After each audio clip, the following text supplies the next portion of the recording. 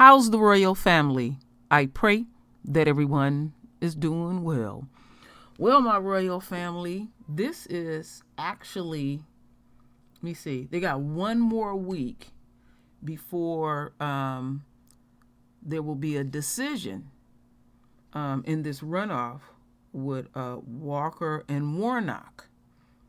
And it has been quite, if you want to call it, entertaining, because Herschel Walker has an awful, messy past. And he has actually shut his own voice down.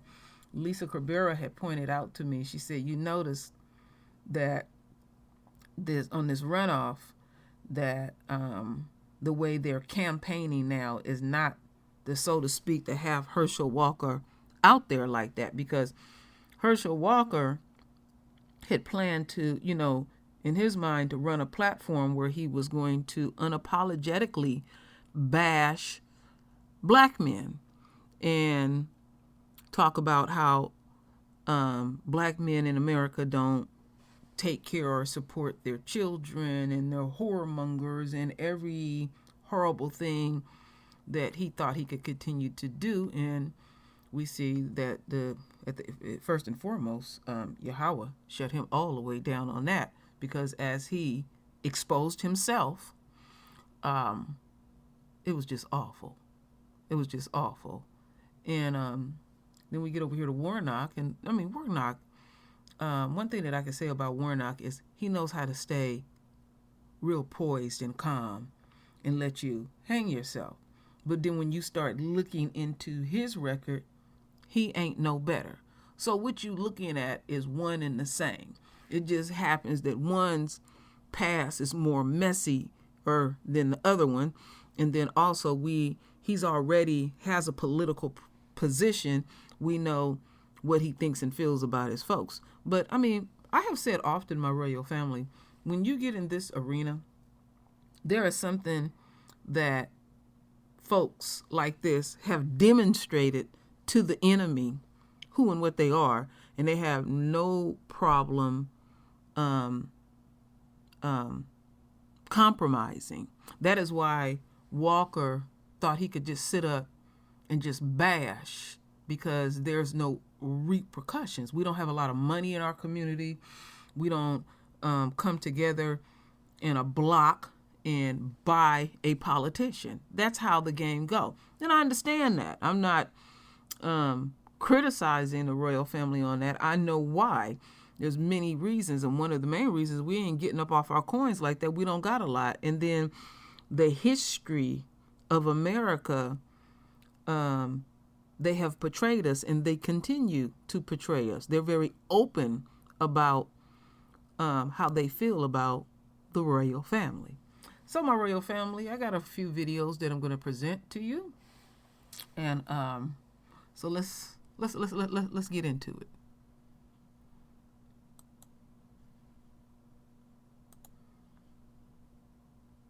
For the second time in a month, early voting is underway for the Senate runoff between incumbent Democrat Raphael Warnock and Republican challenger Herschel Walker.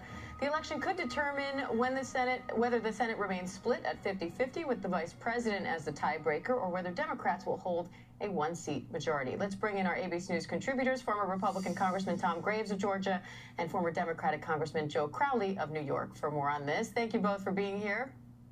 Joe, how crucial is this seat for Democrats when it comes to negotiating deals in the Senate? Well, there's no question that any addition to the Senate of another Democrat will have an impact there. It will release some of the tension I think you see placed on primarily two senators, one from Arizona and one from West Virginia, Sinema and Joe Manchin. And so I do think it would add more to the mix in terms of getting things over the goal line that need to be passed in a timely manner. Now, Tom, Democrats already won control of the Senate regardless of the results here. So why do Republicans need to win this race? Yeah, it's a great question, and it's something that you hear a lot about in Georgia. And it's less about the control of the Senate, and it's more about the committee process. It's more about having the committees evenly split. And then while there may may be a Democrat chairman. There is certainly a distribution of powers and authority amongst the committee, which is very important. But also, I was speaking with Herschel Walker last night, and it's about also the, going into 2024, the Senate makeup of 2024.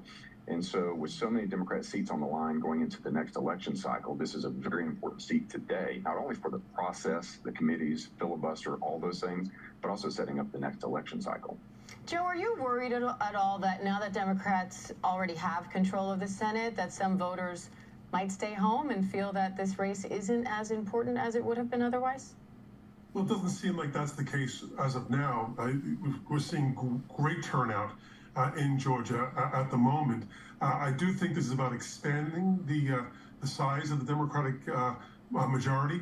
And I think Georgians understand. Now, the question is that enthusiasm going to be there? Remember, 2 years ago, there were 2 simultaneous Senate races going on in Georgia, and control of the Senate was at hand at that point in time. But let's also keep in mind that Herschel Walker has been endorsed and was the creation of Donald Trump. And this is, I think, another opportunity for Georgians to reject the biggest loser of this last election, and that is Donald Trump. Speaking of Donald Trump, Tom, the former president is facing some backlash after several of his preferred candidates failed to win their races on Election Day. So does his endorsement now help or hurt Herschel Walker? Well, his endorsement certainly helps in primaries. We've seen that. General elections, that's something else. But I will say this, just to respond to my good friend Mr. Crowley there, is that Herschel got into this race on his own. He's been running this campaign on his own. And when I spoke to him last night, he said there's no plans for Donald Trump to be involved through the next week. In fact, he knows he can win this without outside support. And you see that from the Warnock campaign as well, that they're certainly concerned. They've spent more money than they ever thought they would spend, and he's an incumbent who's been in office now for 2 years with a record, and he's having to defend that. And Herschel's been able to do that without Donald Trump engaging in the state of Georgia. And so I think as you get into the next week, you're going to see the Herschel Walker campaign do this without the support of outside individuals getting involved, but do it on their own. All right, we'll be watching closely. Tom Graves, Joe Crowley, thank you both. All right, my Rayo family, let me take this. Let me see here. Put that on mute. I disagree with what the guy was saying when it comes in regards of Herschel Walker. He didn't do this on his own. No, not at all. He did what his daddy told him to do, which is Trump. We know this, so he's way off on that. But this ticket is very, very, very serious because they want to have as much control in the House as possible, and they know that he's more than a willing participant to. He has no problem them pulling the puppet strings. He know what he is supposed to do. As dumb as Trump, Trump too, as Herschel Walker continues to be, he's smart enough to know that what is expected of him, and he wants to continue to please and stay in that arena with the enemy. So let's get in a little something else here that will pretty much, when he speaks, where is it at, makes you shake your head at the end of the day. So let's get into this. Let me take this down, do this next video.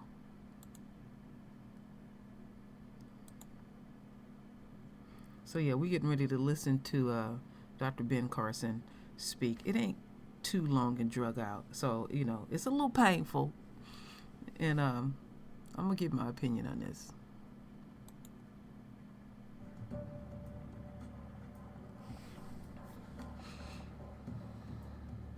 Well, of course he's going to receive criticism, because you have to recognize that there has been an attempt to divide the black community since slavery. You tell the slaves that worked in the house they're better than the ones in the yard. The ones in the yard are better than the ones in the field. After slavery, the light-skinned ones are better than the medium-skinned ones, are better than the dark-skinned ones. And now conservatives, liberals, you can't possibly talk to those people. They're against you, they're race traitors. Just keep people divided so that they don't work together, so that they don't coalesce their strength and actually solve problems.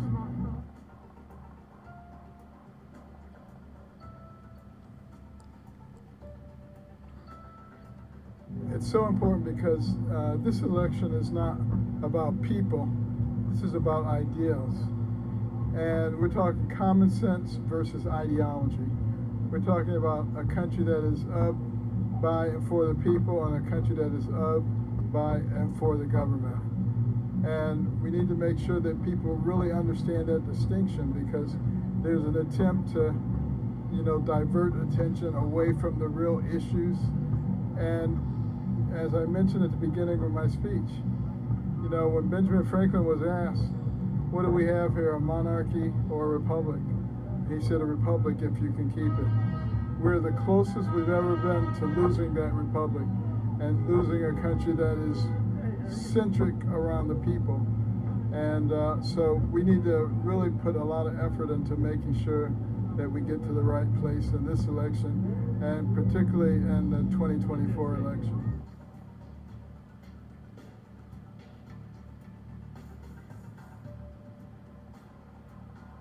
Well, one thing that's very different now than 2 years ago is that people have had an opportunity to see what the agenda of the leftists are and where it's heading.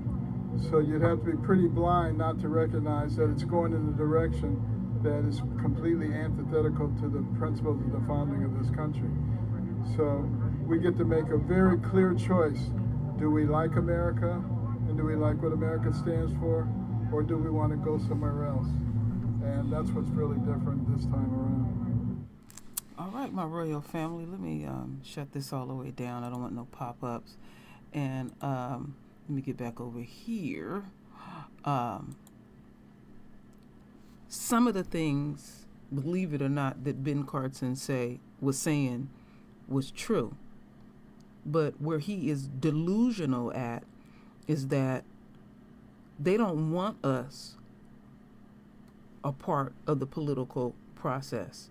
Yes, they do want the vote, and they're going to continue to not do a damn thing for us. Both parties are one and the same. So we're not a part of the democracy whatsoever. But as far as the division of the black community, yeah, that's going to always be. That's going to always be. So that right there, yeah, I do agree with him. So it was, somewhat surprising to hear him make a little bit of sense. But damn, Carson is so smart and brilliant when it comes to him being a brain surgeon. It's almost at the point of an insanity with him, because he just comes off so awkward to me at the end of the day. So let's get into this last video.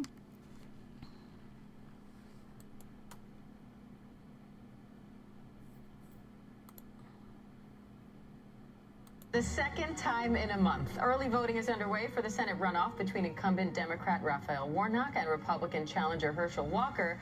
The election could determine whether the Senate remains split at 50-50 with the vice president as the tiebreaker, or if Democrats will hold a one-seat majority. ABC's Jay O'Brien joins me live from Capitol Hill now with more. Jay, how crucial is this race, being that Democrats already have control of the Senate? What's at stake? Yeah, that one-seat majority would mean a lot, Diane, to Senate Majority Leader Chuck Schumer. It's because that over the last few months, a lot of Americans learned the names of Joe Manchin and Carson because they were often those Democratic holdout votes. For Manchin specifically, big legislation sometimes had to be tailored to his liking because he was the holdout vote. Now, if Democrats maintain that Warnock seat, have that 51-seat majority, then at that point they would be able to essentially say to Carson and Joe Manchin that one of you doesn't have the power that you used to have because we've got that extra seat, that extra breathing room. It's worth pointing out in Georgia, early voting is underway right now. About 181,000 people have already voted early. A lot of that has been in person, but there's still a lot of runway to go. There's 200,000 vote-by-mail ballots that have still not been returned. Meanwhile, Republicans have already secured control of the House for next year. They've said they plan to investigate President Biden's son, Hunter, but Congressman Mike Turner downplayed that in an interview with our Martha Raddatz on This Week. I want to play that clip for you. One thing that's going to be very, very positive about this Congress is we're going to get back to the committees working again. And with the committees working, they're going to be focusing on their areas of jurisdiction. We're going to take the Intelligence Committee from what was an impeachment committee, a partisan committee, back to national security. Now, there certainly are issues with respect to Hunter Biden's laptop that are going to have to be looked at. Impeachment issues, you believe? No. Not at all. The impeachment issue was Adam Schiff, Nancy Pelosi, and where our committee was taken off the rails. Our committee is going to focus on national security and our adversaries. So, Jay, I want to contrast that to the first press conference House Republicans held after winning control of the House, where it was really focused on Hunter Biden. So is there a disconnect within the party on this? Well, you certainly hear from some Republicans that they don't want to spend all of their time conducting investigations, particularly newer Republicans or more moderate Republicans. But the vast majority of the GOP conference, some of them are chomping at the bit to begin these investigations. You saw Jim Jordan of Oversight and the chair of Judiciary as well have that first press conference right after Republicans take back the House, talking about the Hunter Biden laptop, walking through what they say they have uncovered. Obviously, they expect to hold hearings. So there is a great deal of Republicans who are ready to begin these investigations. It's worth pointing out, by the way, on This Week, on that panel that you just saw, there was also Representative Mike McCall, who's the ranking Republican on Foreign Affairs, and he talked openly about his desire to open a Afghanistan withdrawal investigation very early on into the new Congress. Meanwhile, the Senate is set to take up a final vote on the marriage equality bill in the coming days. What's the latest on that? So there is a procedural vote today on an amendment. Democrats want to get a final vote passed by Thursday. It looks like all lights are go on that, and that will likely happen. But then it's got to go back to the House because there were changes made in the Senate in order to make it passable in the Senate. It's got to be voted on again in the House, and only then can it go to President Biden's desk for his signature. All right, Jay O'Brien, we appreciate it. Thank you. All right, my royal family. I know we got into some other things, but it just lets you know what's going on in the world of politics. So the last of the things that we heard, they're not going to do nothing. Look at all the hoopla that's going on with the drama with Trump, the stuff that, that happened up at D.C., and they having all these hearings and meetings and stuff. They're not going to do anything. But this race, Herschel's folks is doing everything they can to try to control the narrative, and hopefully nothing within the next week will come out crazy, but I'm expecting something to come out with another woman or another child or something along that way. And Warnock will pretty much try to keep his poise and shake his head behind the scenes. And we don't know. We don't know who's going to run this race, but I will tell you this. It don't even matter at the end of the day. Both of them are sold out. One just know how to play the game better than the other one. That's all it is at the end of the day. So what I need you to do, my royal family, is to render your voice with your beautiful divine words. And it's always, my royal family, I thank you for your love. I thank you for your support. And with that said, Ashe.